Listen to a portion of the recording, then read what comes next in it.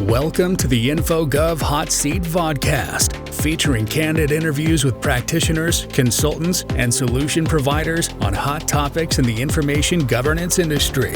Here's your host, Jim Merrifield.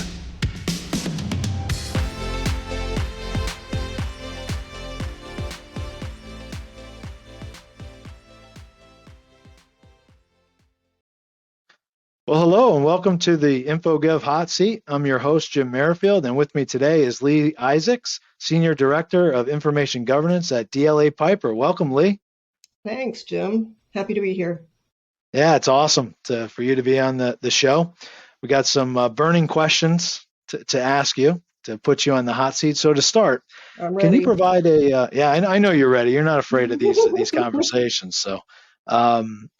So brief introduction of your role, how long you've been with the company, and also one fun fact about you. Oh, wow. So as you said, I'm the Senior Director of Information Governance at DLA Piper. As of April, I will have been here for 2 years. So generally have oversight of the whole IG program. The compliance operations, anything that you can imagine that would fit under that umbrella. I've been here for 2 years, but I've spent, I think probably the last 20 or so years in the InfoGov space, or at least was in records before there was InfoGov. So at a variety of different firms. And wow, one fun fact. That's a tough one. So, okay, I'll throw one out there. So one, I guess, little known fact about me, and don't go Googling because you won't find anything. But back in the late 90s, I actually had a exercise fitness show that aired on the local cable channel. And it aired for like 8 to 10 years. So, so that was fun. It was another time, but like I said, don't go Googling. You can't find it. I looked, I tried. We don't know what they did back in the 80s, but that's cool. Yeah, it was a lot of fun. It was a lot of fun. Yeah, that's awesome. That's great. So, but you didn't tell us that you got promoted recently, right? So how's your role different? I did. How's it different than before? Honestly, I have to say I don't know that it is a whole lot different. I think one of the things that I've appreciated about my role here is that, I've kind of had the ability to lead and had the autonomy to kind of do what needs to be done. Things have just kind of gradually expanded as far as, responsibilities and projects. And so, in many respects, I think that the elevation in title just kind of reflects a lot of the way that the role was evolving to begin with. For sure. So that's your. Well, congratulations, by the way. Thank you. Thank you. You're a senior director now, right? I'm sure there's a next step to that, but senior director is not bad. Senior Director of Information Governance. So enough about your day job. We value your day job. I value my day job, but we're here to talk. That's right. We're here to talk about some fun stuff, right? So I know you started. I can't remember, like a couple of years ago, right? You started the Legal Roundtable. But when did you start the Legal Roundtable, and what made you do so? I did. So, gosh, it was back in 2018. I started the Roundtable, and it's been that long. Yeah, it's been really interesting. Well, you probably didn't know about it because we started really small.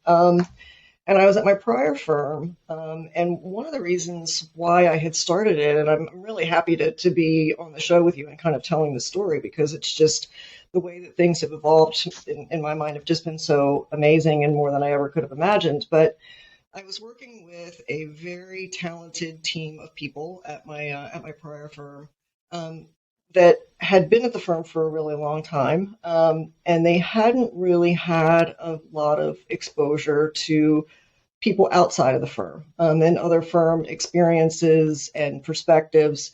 And so I really started it with kind of a handful of people. I think maybe it was 10 people that I'd reached out to say, hey, would you be interested in maybe meeting once a month to talk about, and really we were focused on retention initially, and just kind of chat and share ideas. And there was a certain level of receptiveness. And so we started as a really, really small group. And then next thing you know, word of mouth started to spread, and a couple of folks that were participating in it felt that they got value. And I'm starting to get, emails from people saying, hey, I've heard about this roundtable. Can I get in on it? It sounds pretty cool. So we started to grow from that perspective. And then I guess it was a year and a half, 2 years ago, I had a discussion with ILTA to see if there was any interest in kind of, throwing out the roundtable to the ILTA members. And so there's not a whole lot of promotion around it, but it is listed as an ILTA event. So we've picked up a lot of folks through that, but it's really grown organically, and I think just word of mouth. And we've gone from being, that small group of maybe 10 people and 5 firms to being over 170 people with almost 100 firms that are participating. And on each monthly call, I'm actually surprised that, we're getting between 80, 90 people that sit in on a monthly basis. Yeah, it's an awesome roundtable. I can definitely attest to that. And, thank you for setting that up and inviting me and my firm, right, to be a part of it. And I think the topics that you discuss are amazing. So along with those topics, I'm sure there's a variety of topics that are discussed at this roundtable. I know you meet pretty frequently. Can you discuss some of the topics that are discussed, and how do you actually get topics, like come up with topics for the group?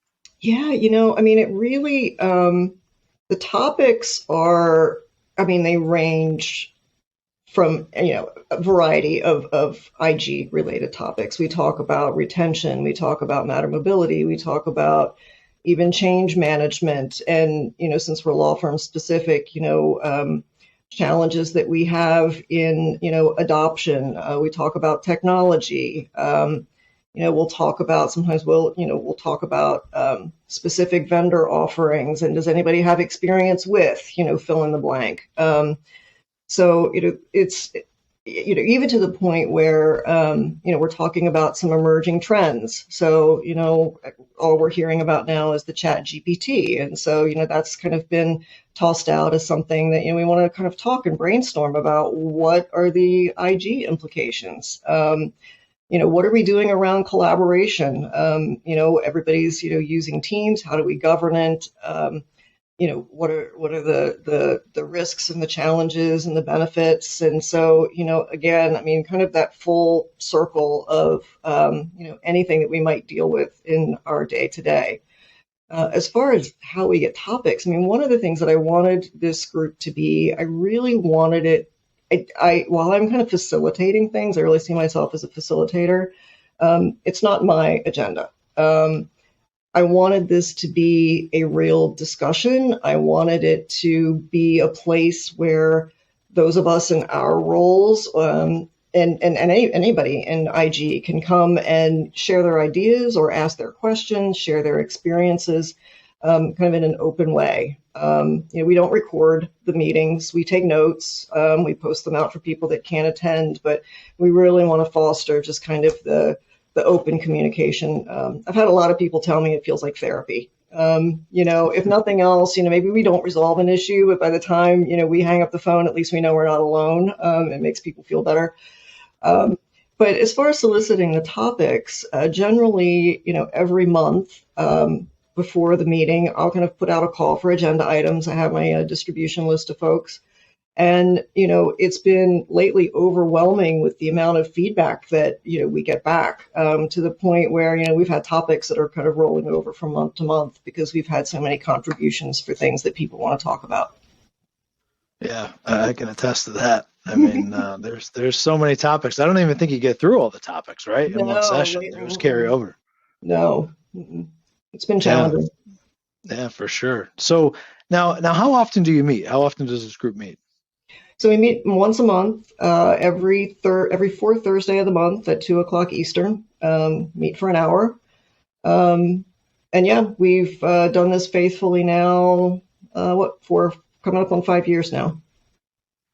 Yeah, no, that's amazing, and that's some dedication. I like how the roundtable is not recorded, right? So it's almost like this super secret IG society, right? It's like a secret society. It's almost like a frat or sorority, right? No one knows what goes on behind closed doors, right? It is, which is one of the reasons why, I really value our relationships with our vendor partners, but it really is for practitioners. So, because a lot of the times we are having open discussions about experiences, good, bad, and I think one of the other benefits that is coming out of this group that I'm seeing is that we're talking about, I think that we've got an ability to kind of influence the market in a way, and how we're doing things. So I think, I'm seeing a couple of things happen, and that's that, we're seeing some groups coming together to talk about specific solutions,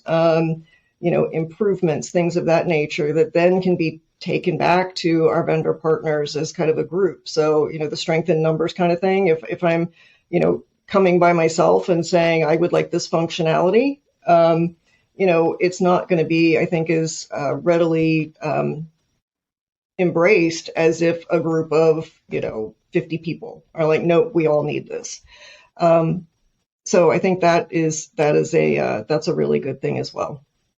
Yeah, it's very inclusive, right? I like that, and I think at this point everybody's wondering that's listening to this. Well, who can join and how do we join? Right? How can we join Leigh's IG roundtable? Well, you have to learn the secret handshake first. No, I'm kidding.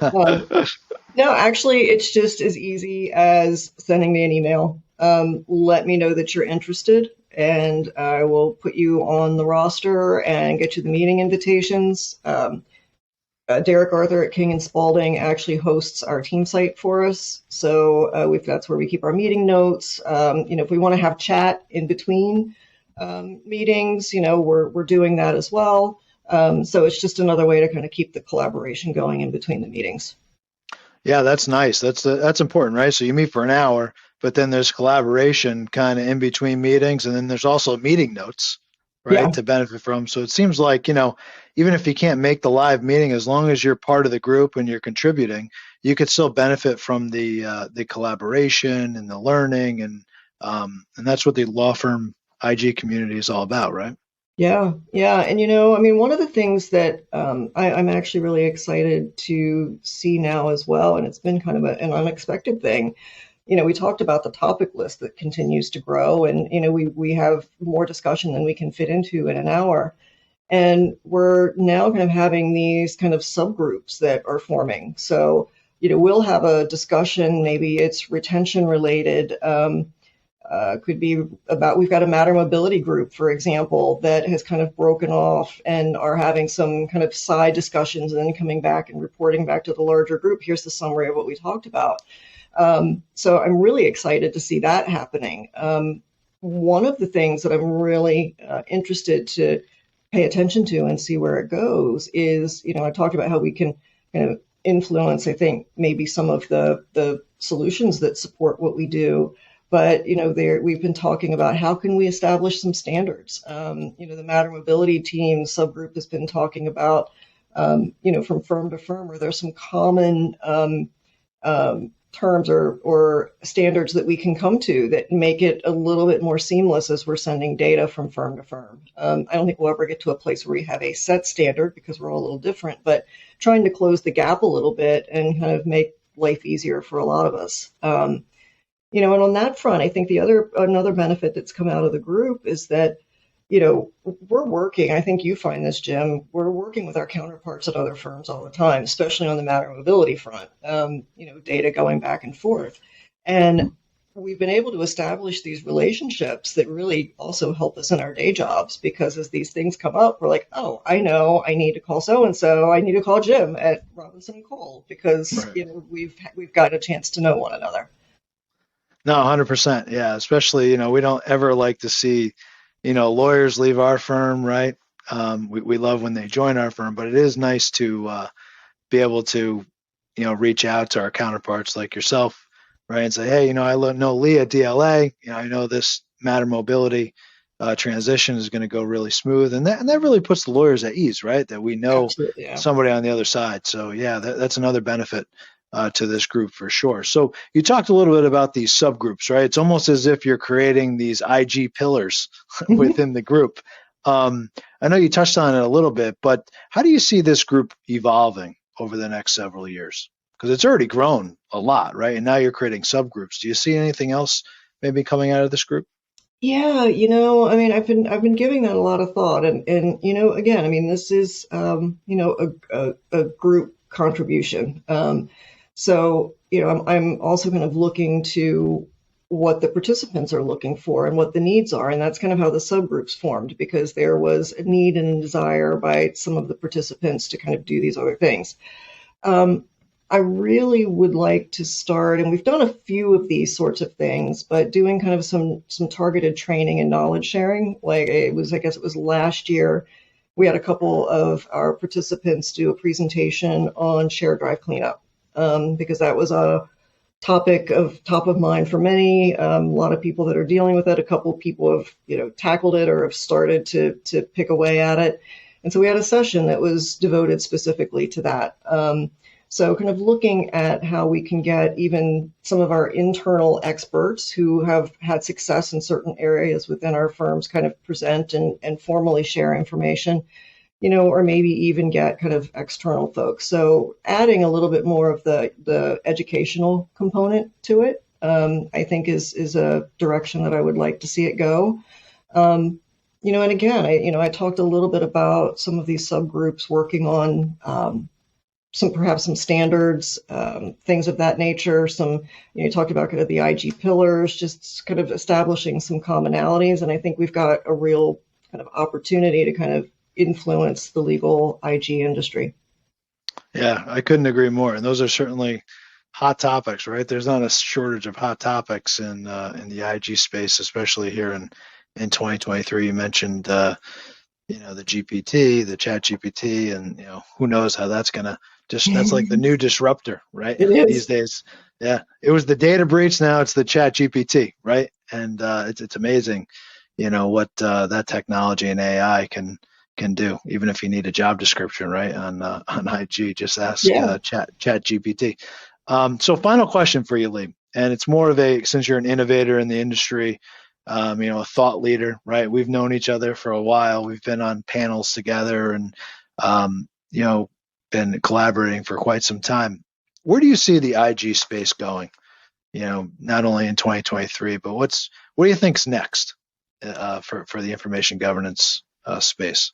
Wow. Okay. Yeah, you're going to put me on the spot there. Well, it is the hot seat, So I didn't ask. So you're right. I should have known I was getting myself into. Exactly. Yeah. And listen, I told you I wasn't going to tell you all the questions I was going to ask. You did warn me. No, I mean, I think you just hit on something that's very relevant. The kind of the disruptors in the industry. I think that technology is going to continue to evolve in a way that's going to keep us on our toes. I think that the challenges are going to be kind of managing the everything that comes along with all of those emerging disruptive technologies, along with all of the compliance requirements, right? So there's so much discussion in our space about how privacy is InfoGov's best friend. So how do these things converge? And I think that it's going to bring both challenges and an opportunity to those of us that are sitting in these seats. We have a hot seat actually within our organizations trying to do all of this. But I also see as a challenge for us and others that are deciding to make IG a career. The challenge is going to be kind of staying on top of everything. And as I'm kind of, for example, as I'm looking at staffing, the levels of expertise and the roles that we're looking at are very different than they were even a couple of years ago. And I think that is going to continue to evolve at a pretty quick pace. Yeah, no, I couldn't agree more. These are certainly exciting and challenging times, right, in our space. And I love how you talked about the InfoGov staffing. And I think, being part of this Legal Roundtable is probably one of the best things we can do, right, as law firm practitioners, is just to continue to collaborate and innovate together. So I want to thank you so much, Leigh, for joining us today on the InfoGov Hot Seat, and for introducing us to the Legal Roundtable. I'm sure the group will continue to grow, and I look forward to supporting it in the weeks and months and years to come. And of course, too, if you'd like to be a guest like Leigh Isaacs on the InfoGov Hot Seat, please submit your information through our website. And thank you so much, and enjoy the rest of your day. Thanks, Jim.